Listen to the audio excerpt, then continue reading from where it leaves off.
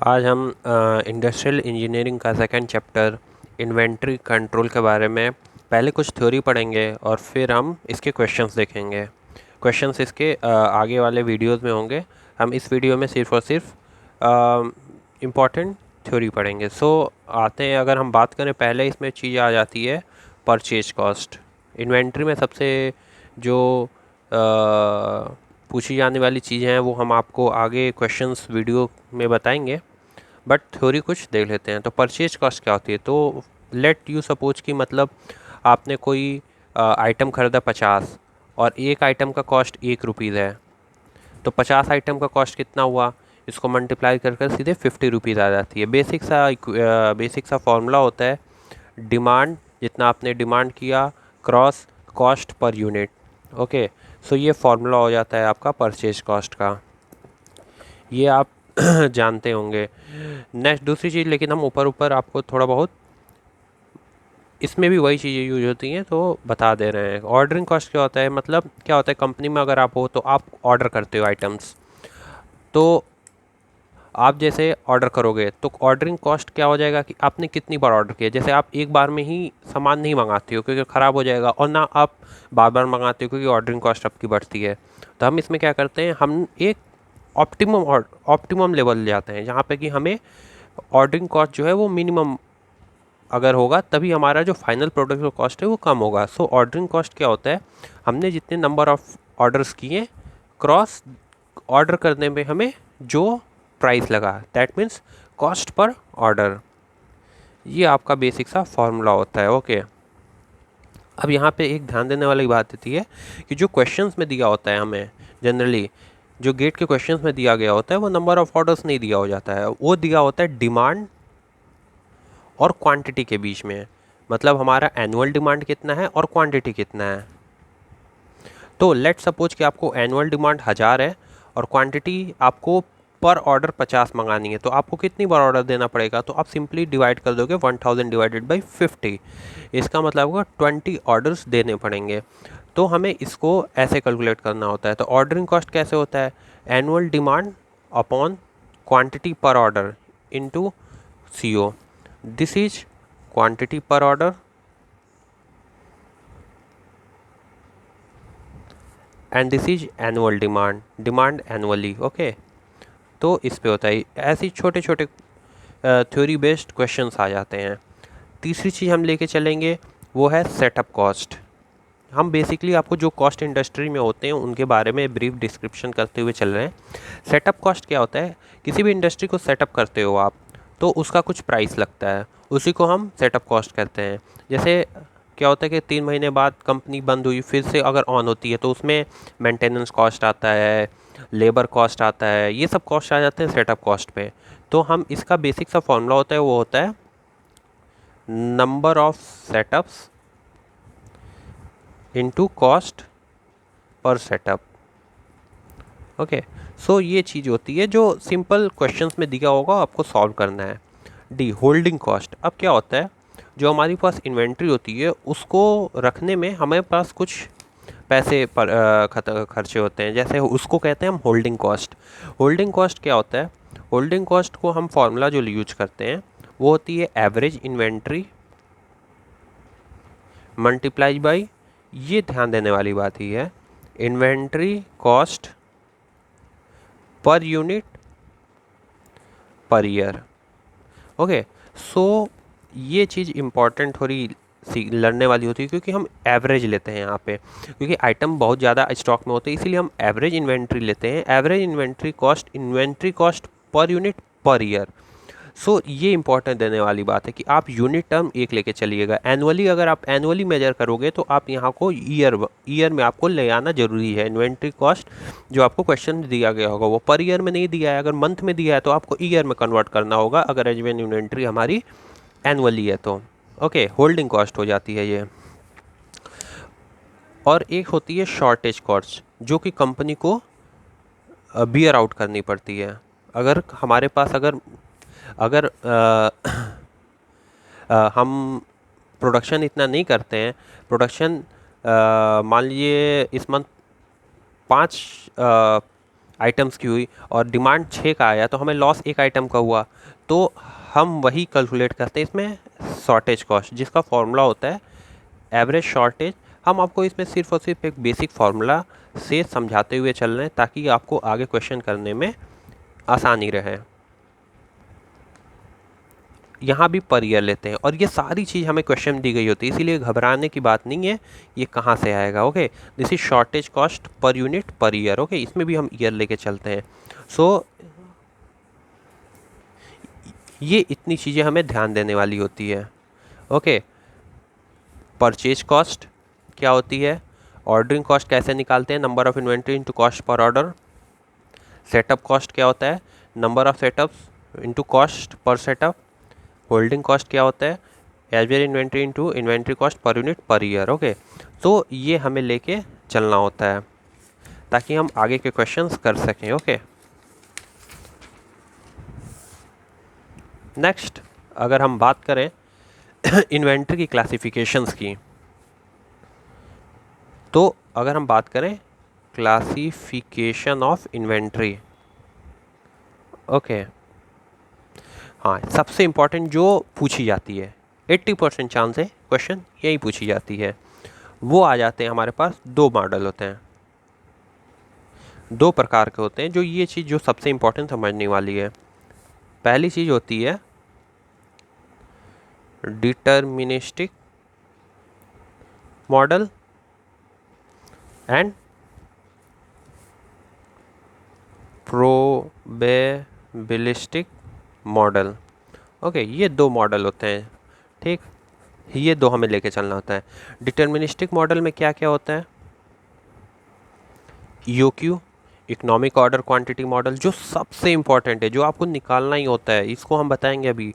सिर्फ formula based question आता है, उस पर आपको करना होता है, ओनली फार्मूला बेस्ड क्वेश्चन होता है, सो इसमें वरी होने की कोई बात नहीं है, ठीक है। डिस्काउंट मॉडल, ये सारे मॉडल फार्मूले बेस्ड आते हैं क्वेश्चंस गेट में और आसानी से हो जाते हैं और 2 नंबर के आते ही हैं question. Production consumption model and last होता है शॉर्टेज मॉडल। प्रोबेबिलिस्टिक मॉडल में हम आपको बाद में बताएंगे, जिसमें कि आ जाता है आपका डेल्फी टेक्निक, लॉन्ग मॉडल और शॉर्ट, क्वालिटेटिव और क्वांटिटेटिव अप्रोच में हम इसको डिवाइड करते हैं, टेटिव और क्वांटिटेटिव अप्रोच में डिवाइड करते हैं, जिसमें कि आता है डेल्फी टेक्निक आता है वगैरह। सो वो हम अभी आपको आगे बताएंगे, ये आप पहले हम इसके बारे में जान जाते हैं, अदरवाइज फिर ज़्यादा कंफ्यूजिंग हो जाएगा। पहली बात, ईओक्यू मॉडल क्या था, इकोनॉमिक ऑर्डर क्वांटिटी मेथड। तो हम लेके चलते हैं ईओक्यू कैसे कैसे हम निकालते हैं। तो सीधे फार्मूला बेस्ड क्वेश्चन आता है।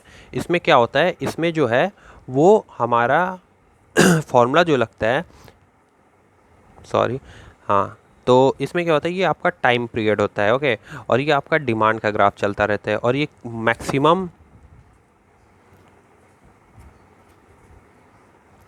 मैक्सिमम इन्वेंट्री होती है, ओके, ये जो चीज़ पॉइंट होती है, ओके। सो इसमें हम जो फार्मूला बेस्ड सीधे आपको हम फार्मूला लिखेंगे ताकि आप वो चीज़ याद कर लो और एग्ज़ाम में आपको करना होता है, ठीक है। तो हम इकोनॉमिक ऑर्डर क्वांटिटी में जो हमारा क्वांटिटी हम करते हैं, जो हमारे लिए ऑप्टिमम क्वांटिटी होती है, उसका फॉर्मूला होता है √2D/C0/CH, ओके। अब इसमें जो टर्म्स है उसको जानना जरूरी है। डी क्या है, डी इज़ द डिमांड जो हम ऑर्डर करते हैं, ओके, ऑर्डर करते हैं, okay, not annual demand. C not क्या होता है, सी नॉट है आपका, अभी आपको हमने बताया था, ये क्या है, ऑर्डरिंग कॉस्ट, ओके, अभी आपको हमने पिछले वीडियो में बताया था। सी एच क्या है, होल्डिंग कॉस्ट। ये सारी चीज़ हमें दी गई होती है, इम्प्लीमेंट कर देना होता है और आ जाता है। डिस्काउंट मॉडल क्या होता है, हम इस पर अभी क्वेश्चंस करेंगे। डिस्काउंट मॉडल क्या होता है, इसके लिए जो क्यू का फॉर्मूला होता है वो होता है, इसके लिए क्यू का फॉर्मूला होता है, वो कोई बेसिक फार्मूला नहीं होता है। इसमें हम यूज जो करते हैं वो कैसे करते हैं कि इसमें हमें डिस्काउंट दिया रहता है, ठीक है। तो जैसे हमें दे देगा कि 5 रुपये का कोई सामान है, अगर हमने 500 आइटम से ज़्यादा लिया तो वो उस पर 2% का डिस्काउंट दे देगा। तो हमारा वो आइटम कितने का हो जाएगा। तो ऑब्वियस ही बात है, ये सब बेसिक सा जो रीजनिंग बेस्ड क्वेश्चन है उसको ऐसे कुछ कर देते हैं हम। तो इस पे कुछ आ जाएगा 4.9 समथिंग ऐसा कुछ आ जाएगा। ओके, तो हमारा प्राइस कम हो जाएगा और काफ़ी आइटम्स बल्क में होते हैं, इसलिए ये प्राइस हमें ईजी पड़ती है। ओके, सो डिस्काउंट मॉडल हम ऐसे निकालते हैं। इसके लिए हम कैसे करते हैं, क्यू के कैसे कैसे हम निकालते हैं, वो हम कैसे करते हैं वो देखिए आप। सो पहले इसमें एक और चीज़ है, टोटल इन्वेंट्री कॉस्ट। इन्वेंट्री की टोटल कॉस्ट कितनी होती है, उसका फॉर्मूला होता है √2D C0 CH।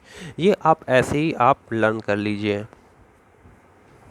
Okay, now इसमें हम कैसे करते हैं, तो देखिए इसमें हम टोटल इन्वेंट्री कॉस्ट कैसे निकालेंगे। तो टोटल इन्वेंट्री कॉस्ट होती क्या है, ऑर्डरिंग कॉस्ट जितना हमने ऑर्डर किया प्लस होल्डिंग कॉस्ट जितना हमने होल्ड किया, ठीक है। और टोटल एनुअल कॉस्ट में आ जाता है तुम्हारा, आपका इसमें भी वही आएगा, purchasing cost plus ordering cost plus holding cost. ये आपका तीनों चीज़ में ये वाला फॉर्मूला जो होता है वो बेसिक होता है। ओके, और इसमें हम बेसिक अप्रोच के साथ चलते हैं। इसमें आप फॉर्मूला लगाएंगे सीधे, अगर EOQ पूछेगा सीधे फॉर्मूला लगाइएगा, आंसर आ जाएगा। इसमें आपको बेसिक अप्रोच लेके चलना पड़ता है।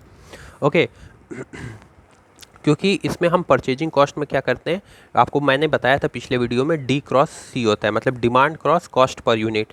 अब कॉस्ट पर यूनिट क्या होगा, डिस्काउंट से कम हो जाएगा, तो हम यहाँ पे वो चीज़ रखेंगे। ऑर्डरिंग कॉस्ट हमने आपको अभी बताया था पीछे, आप पीछे की ऑर्डरिंग कॉस्ट जो होता है वो D/Q × C0। ओके, सो हम यहाँ पे क्या करेंगे, सीधे सीधे D/Q, ये आपको दिया गया होगा ऑर्डरिंग कॉस्ट में C0 आपका जो डिस्काउंट के बाद प्राइस होगा वो हो जाएगा आपको, जो कि क्वेश्चन में दिया होगा। होल्डिंग कॉस्ट क्या होता है, होल्डिंग कॉस्ट हो गया Q/2 × CH। Okay, quantity order × CH। तो this is the quantity eight discounted price. Okay, quantity eight discounted price. हम आपको एग्जाम थोड़ा ये भी वही है क्यू। ओके, तो इसमें हम एक पूरा बेसिक अप्रोच के साथ चलते हैं। हम आपको इस पे एक क्वेश्चन करेंगे अभी, हम उसके बाद देखते हैं।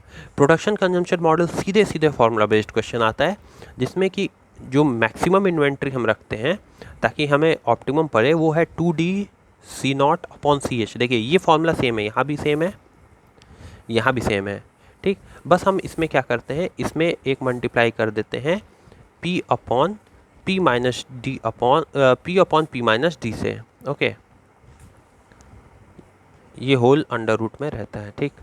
तो अब क्या है, P/P - D, ये सिर्फ P/P - D है। ओके, इसमें क्या होता है, जो EOQ से है, देखिए EOQ से जो हमारा कंजम्पशन, जो हमारा बनाने का कंजम्पशन है वो होता है, इस वजह से क्वांटिटी जो है वो रेज हो जाती है। इसीलिए हम याद रखने का यही तरीका है कि P ऊपर इसीलिए रहेगा क्योंकि EOQ से ज़्यादा हम मटेरियल इसमें बनाएंगे, क्योंकि इसमें कंजम्पशन भी उसके साथ ही हो रहा है, नाम ही है प्रोडक्शन कंजम्पशन मॉडल, ठीक है। इसका कुछ ग्राफ बहुत इंपॉर्टेंट है, जो ध्यान में रखने वाली बात है, वो है इसका ग्राफ कुछ ऐसे जाता है। देखिए प्रोडक्शन और कंजम्पशन होगा तो ये ऐसे जाएगा। ओके,